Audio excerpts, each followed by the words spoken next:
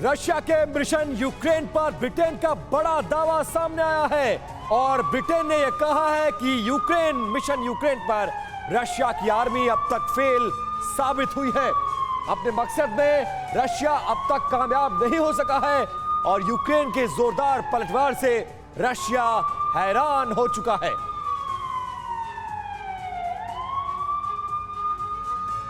और अब आप देखिए कैसे बीते 24 दिन में यूक्रेन रूस पर ताबड़तोड़ हमले कर रहा है और जो रूस की तरफ से प्लान तैयार किया गया था ये सभी को सरप्राइज करता है कि 24 फरवरी को हमला बोला गया, 26 फरवरी को जश्न का पूरा प्लान था रूस की तरफ से, लेकिन सारा प्लान धरा का धरा रहेगा, फेल हो गया। कैसे? अब आप देखिए कीव पर 4 दिन में चढ़ाई का प्लान था, लेकिन 24 दिन में भी राजधानी कीव पर रशियन फोर्सेस कब्जा नहीं कर पाई है। अगला यूक्रेन के बड़े शहरों पर कब्जे का प्लान था, कई शहरों को कब्जे के बाद गवाह तक दिया है। आप देखिए खार्किव पर कब्जे का पूरा दावा कर दिया था, वहां पर फिर से जो यूक्रेनी आर्मी है उसने अपना दबदबा कमाया है कि हमने उदाहरण के तौर पर आपके सामने रखा।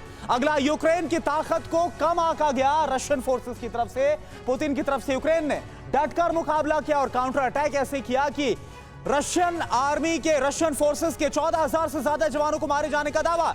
इधर युद्ध के फैसले को सही ठहराया गया रूस की तरफ से। रूस समेत दुनिया भर में लोगों का विरोध तेज हो गया है, रूस में ही लोग विरोध कर रहे हैं, वहां पर सैकड़ों की तादाद में लोगों को डिटेन किया गया है।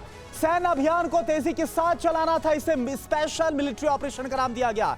जितना सोचा उससे धीमा सैन्य अभियान नजर आ रहा है। युद्ध को 24 दिन हो गए हैं उस यूक्रेन के सामने जिसे रूस कुछ भी नहीं समझ रहा था।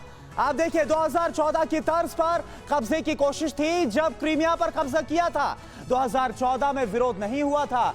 यूक्रेन का पलटवार इस बार सामने आया है, यह बड़ा फर्क देखने को मिल रहा है। जेलेंस्की पहले ही क्लियर कर चुके थे कि अब ये 2014 की बात नहीं है, यूक्रेन को आप उतना कमजोर ना समझिए। इधर जेलेंस्की को कमजोर दिखाने की जमकर कोशिश की गई रूस की तरफ से। जेलेंस्की का कीव छोड़ने से साफ तौर पर इनकार, तमाम बातें सामने आई थी कि जेलेंस्की कभी पोलैंड चले गए, कभी किसी और कंट्री में चले गए, लेकिन जेलेंस्की कीव में ही डटे रहे। परवाह देश की, सोमवार से शुक्रवार रात 10 बजे TV9 भारतवर्ष पर।